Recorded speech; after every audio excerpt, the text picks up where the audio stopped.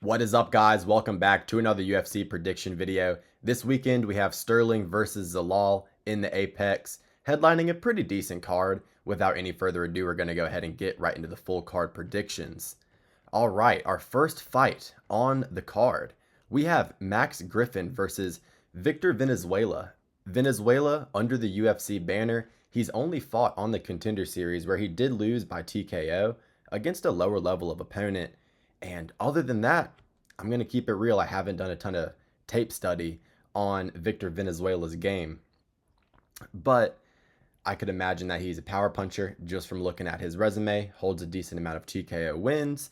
And Max Griffin, on the other hand, crafty vet, pretty well-rounded fighter. For the most part, he's a guy that likes to point fight at range. He has pretty good mobility and footwork, and he'll circle to the right, throw his leg kicks, decent evasive striking. He's a pretty elusive guy. He'll get out of the way, land counters pretty well. He had a decent performance last time out against Chris Curtis.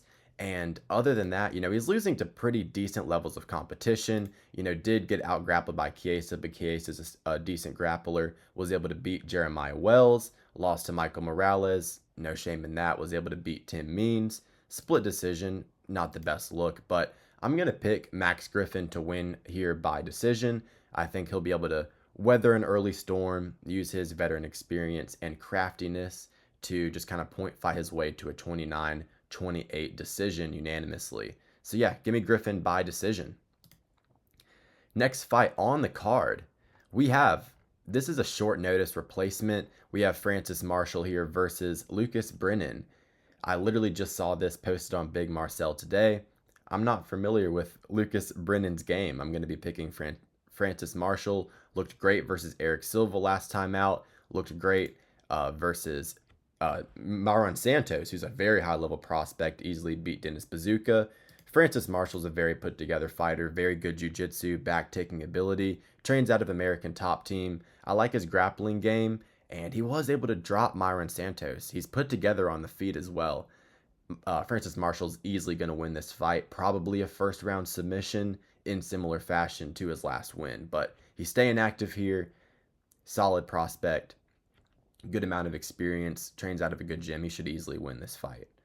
Next fight on the card, we have Rafael Filho. I don't know why the UFC website keeps popping up like that. Rafael Filho versus Cody Durden. Cody, no training camp Durden, stepping in on short notice again. He fought a guy that I can't remember his name. It was an Asian fighter last time out. Yeah, Naim Tuamin Dimbarel. Cody Durden fought last time out and lost a decision there. Continuously was getting put in submission attempts. We've seen Cody Durden sub before. I believe Alan Nascimento got him with that nasty submission. Ochoa was able to TKO him. Van put a beating on him. And his last win was Matt Schnell. And he did take that one on short notice as well, but with his last win being Matt Schnell, Cody Durden pushes a high pace, decent volume with the hands. His offensive wrestling is decent, but overall his grappling's not that good. His defensive jiu-jitsu is not the best. He can get taken down himself. I'm going to pick Rafael Filho to win this fight by submission. Filho does have a pretty good submission game.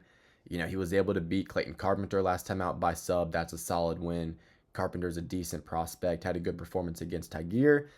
Close fight with Alan Nascimento. That was a very, very closely contested fight.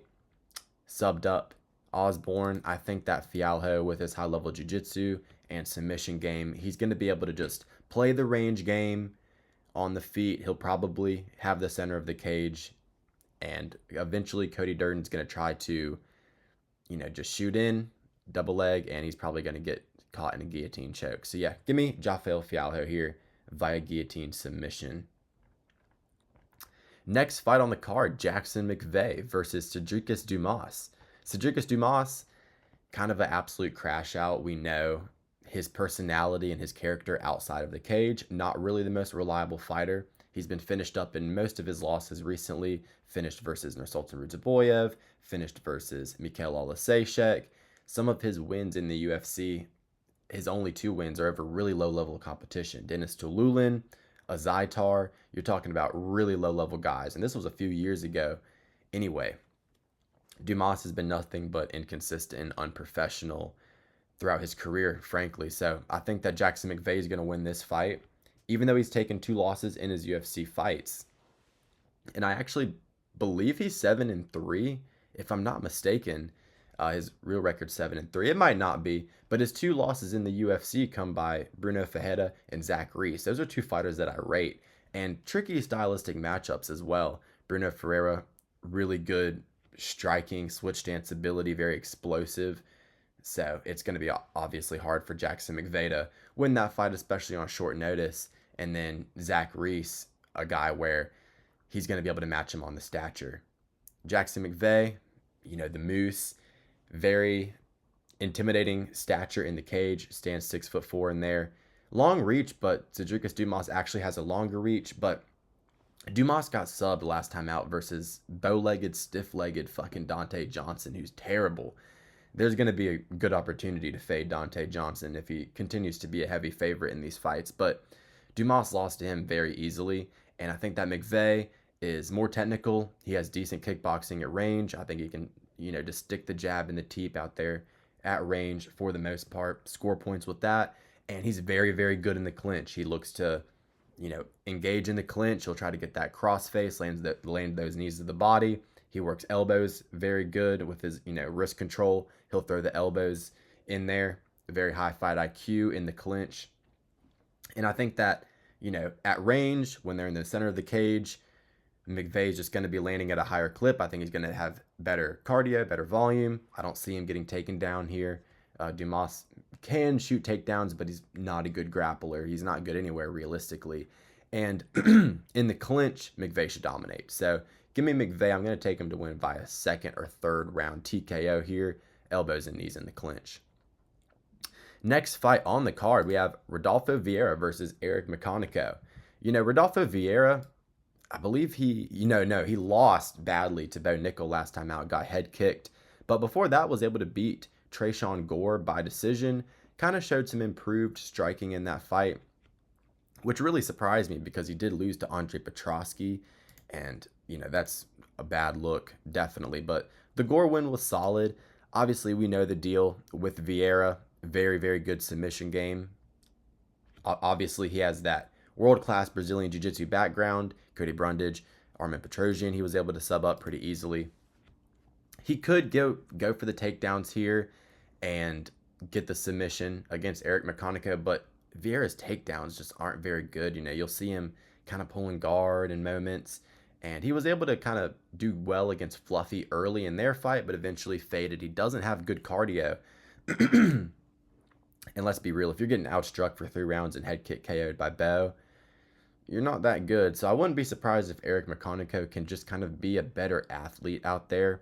He has a good reach advantage. I think he's much better with his kicking game. His striking at range is going to be better. Viera has a decent little right hand when he closes the distance, but other than that, it's just very, very basic shit.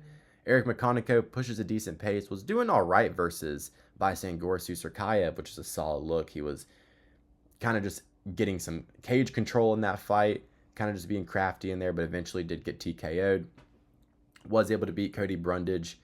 Close fight. I actually kind of think Cody did enough to win that fight, but Mcconico got the nod.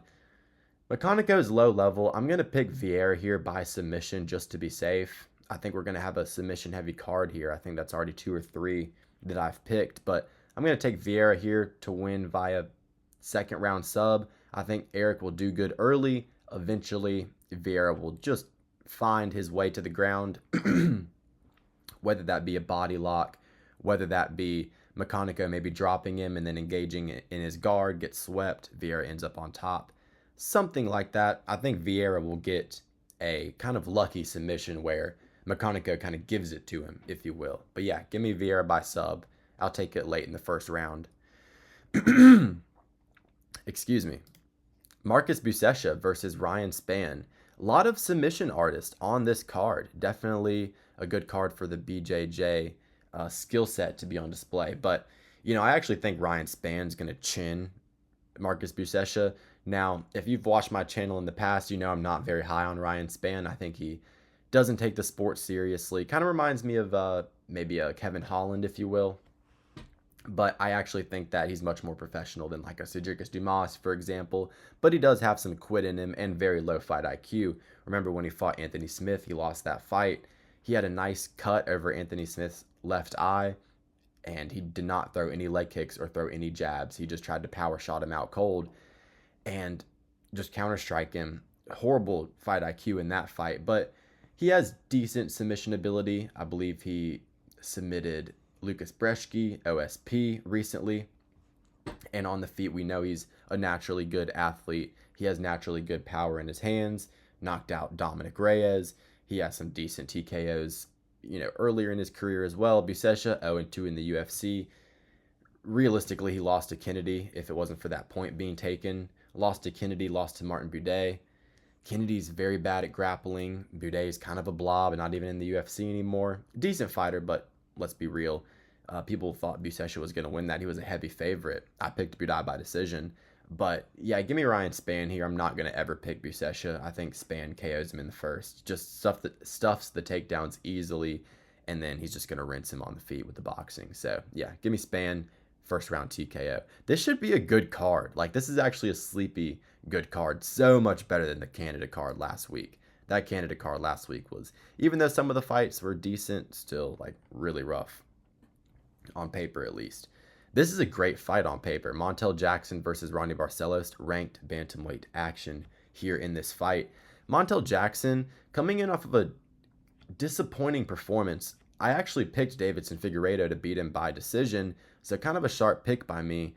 But Montel Jackson did not look himself in that fight. Even though he's always been a little bit patient, he can get behind on the numbers. You remember I believe it was Ricky Simone fight, Britt Johns fight early in his career.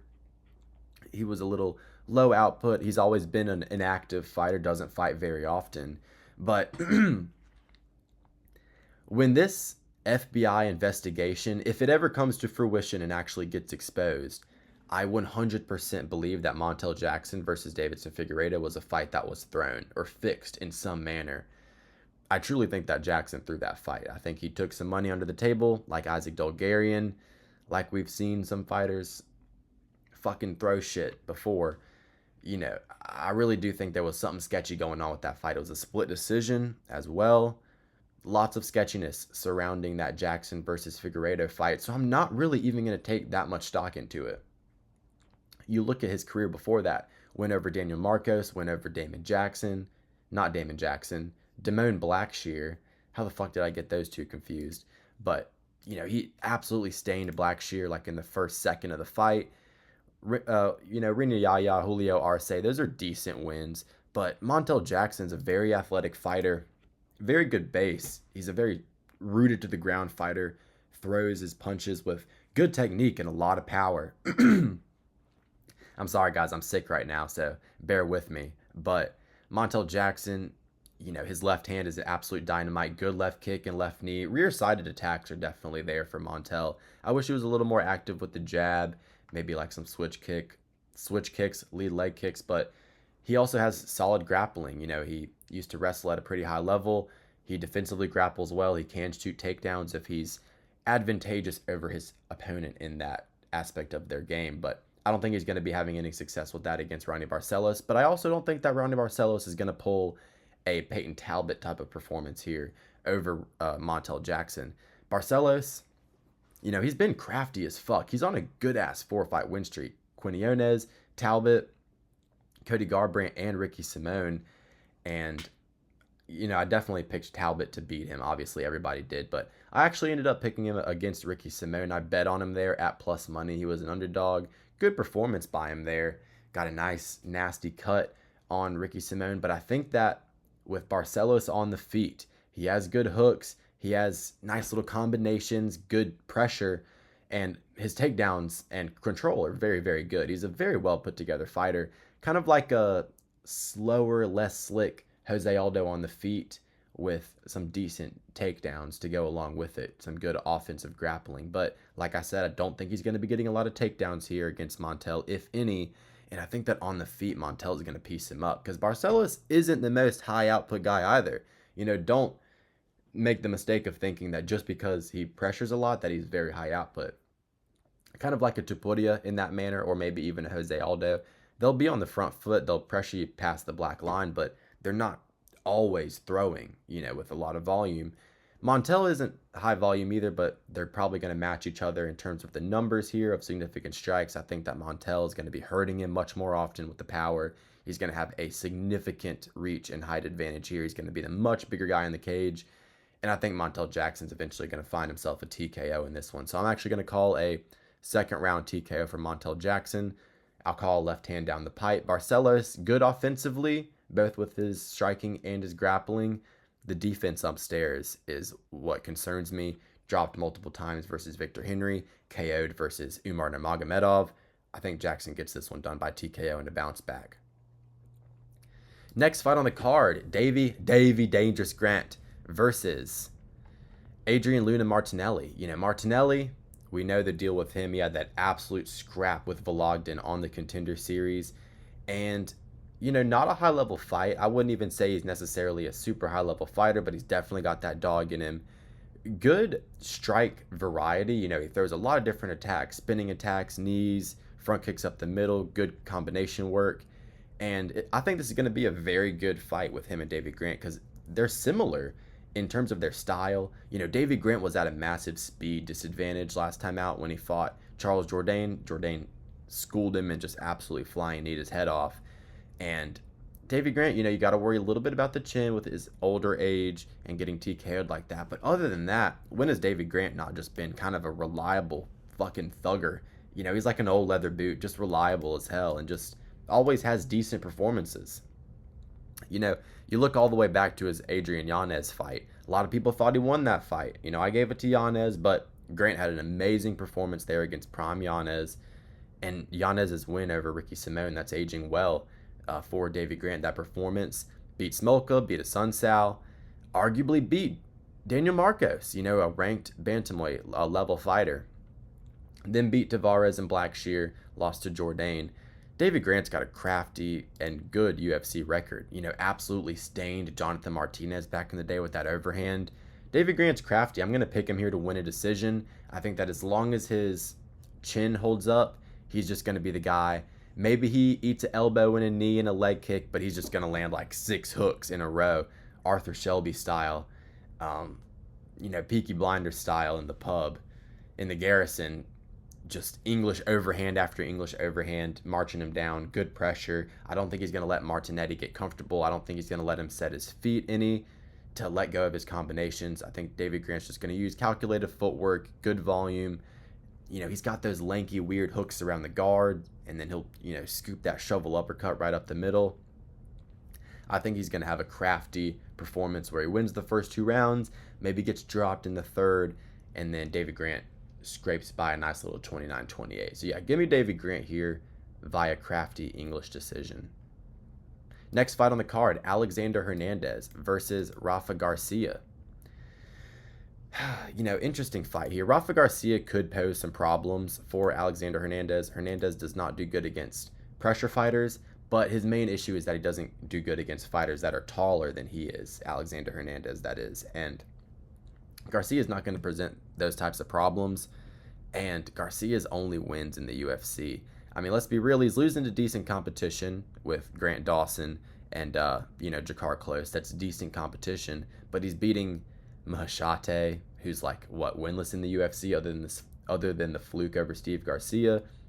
Clay Guida, guys, was having moments in that fight. Having moments. He lost a 30-27, I believe it was. But Clay Guida was having moments. I don't think Clay Guida should be having moments even in 2023. That was 3 years ago, but nonetheless, not a good look. Destroyed by Dawson. And then he beat Pinchel and Gordon. And the Gordon fight was a good performance, but Gordon got hit by a car the day before, and he was injured. And then Vince Pinchel not being able to finish old Vince Pinchel. Court McGee took Vince Pinchel to a decision on the feet. So Alexander Hernandez, he's been very, very, here and there, inconsistent. We know that he takes bad losses when he does lose. He lost that fight to Damon Jackson, horrible look. Lost to Bill Algeo. Both of those fights he looked very, very poor in my opinion. Lost to Billy Q. lost to Mcconico. Drew Dober's in here somewhere. He got a win over him. Yeah, right here, TKO in 2020. But, he's beaten the randoms, Grunge Mocker, losing to Moises, beating Mike Breeden. But recently, he's been putting it together a little bit. Early in his career, after he beat Benny Dariush and then got exposed by Cowboy, we all know how his career kind of started. But recently, on this little 4-fight win streak he's been on, he's been doing solid. Even though the Hubbard and Hollowball fights were both very, very close, he definitely did enough and showed good, just a complete game. He used a little bit of grappling in the Hollowball fight, but Hollowball's always had horrible takedown defense. And Austin Hubbard, he's a gritty fighter, but not the most skilled. Kind of just used his youth and boxing skill advantage to win that fight. But it was at altitude, so I like the improvements in terms of being able to go to a decision at altitude, because Hernandez has always had cardio problems. Tall fighters and a heavy pace is what Alexander Hernandez struggles with. And you look at these two KOs, this was a really, really early knockout. Both of these guys were kind of just dancing around the cage. Hernandez lands the big overhand. Not a lot to dissect there. In the Fajeda fight, kind of a concerning look on a minute-to-minute basis. I think he lost the first round, and all he was doing in this Fajeda fight was circle right, circle right, circle right, and then he would try to land, either a pull two or a slip two, a counter right hand. And Hernandez does have an excellent counter right hand. He has a good 1-2, decent leg kicks. He used to train out of Factory X. Has nice knees up the middle. He has that Factory X Muay Thai style. But, that counter right hand's what he always goes for. And I actually think he's going to get another TKO with a counter right hand here. Hernandez has really been putting it all together. His boxing's improved a lot. He can implement the takedowns if he needs them. I don't think Garcia's going to find a submission over him here. And I also think that Garcia's going to fight at more of a boxing pace. He's not going to pressure with a lot of calf kicks, a lot of takedowns. He's not going to give Hernandez a ton to really have to process. That's going to help Hernandez stay composed, use his, cardio. And I think Hernandez is going to win a decision here, or not use his cardio, but just not gas out. And he's going to be able to use his skill set, which is superior. Hernandez is the more skilled fighter, essentially everywhere the fight goes here, except for maybe submissions. But give me Hernandez by decision here. He should just be able to use his speed, nice stance switching ability. He'll land that counter right. If he doesn't land the TKO, he'll be able to get knockdowns with it. But I won't call the TKO. I'll call a decision for Alexander Hernandez. All right, we move on to the main event of the evening. We have Aljamain Sterling versus Youssef Zalal. Now, I like this fight here. Two guys that have really continued to impress me. Zalal getting back into the UFC has looked phenomenal since then, and Aljamain Sterling, ever since losing to O'Malley and coming back to, or going up to 145, he's looked phenomenal, only losing to the number one contender and future champion, Movsar Evloev.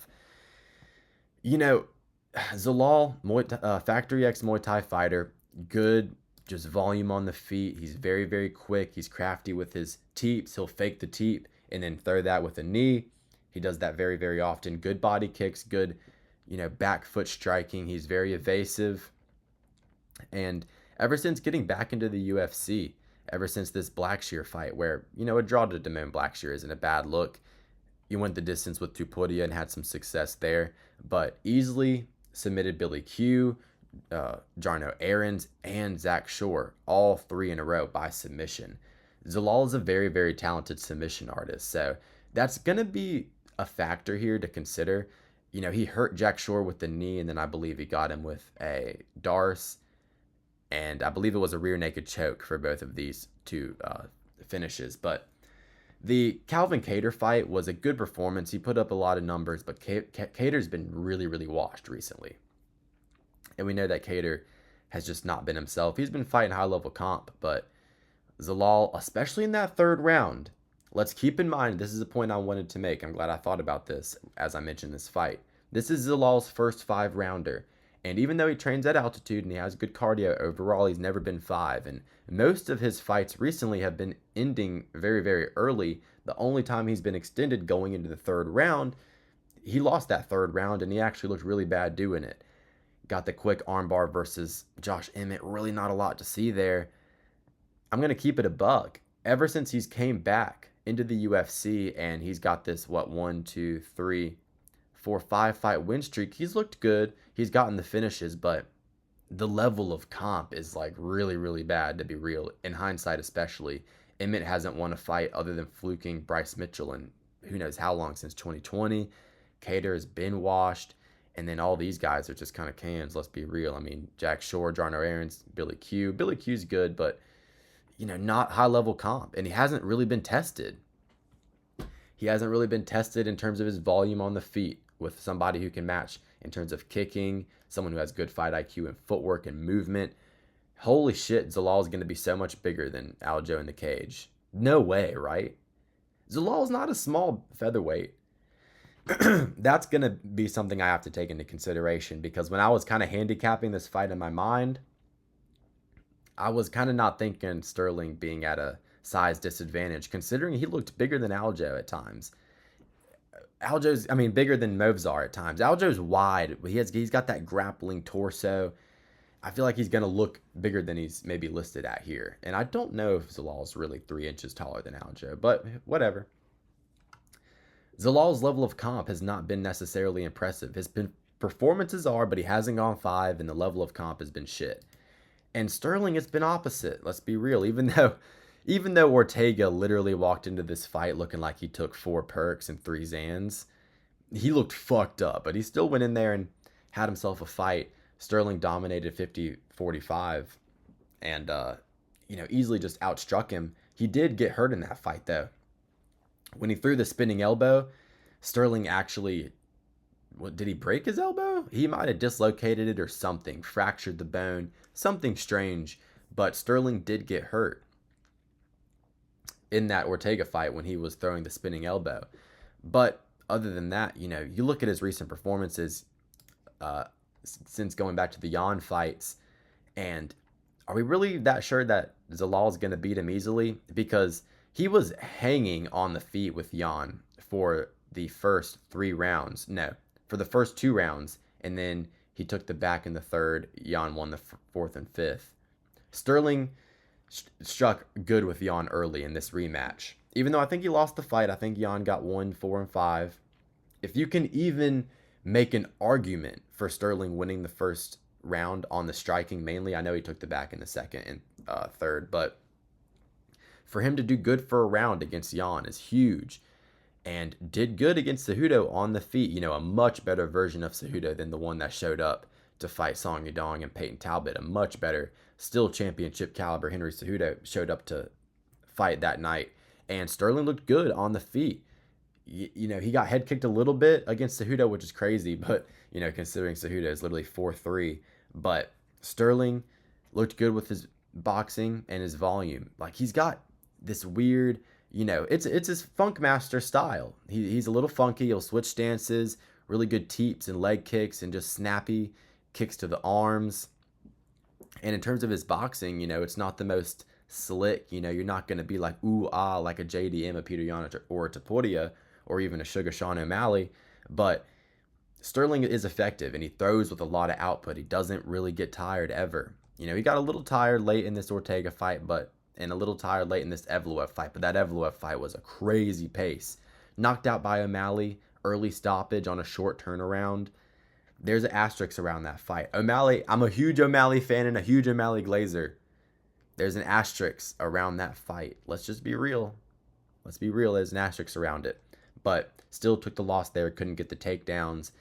If it looks like that on the feet versus Zalal, he could lose a decision. But like I said, he hasn't gone late. Easily got Calvin Kattar down and got his backpack. Sterling, we know the deal with his resume, and he had an amazing performance versus Movzar Evloev. But in that Movzar Evloev fight, he honestly was about to win, but he got a little bit tired. He went to take the back in the 3rd round, and he fell off. Evloev was able to get top position, land some ground and pound. But early, Sterling was dominating Evloev. He easily beat him in the 1st round.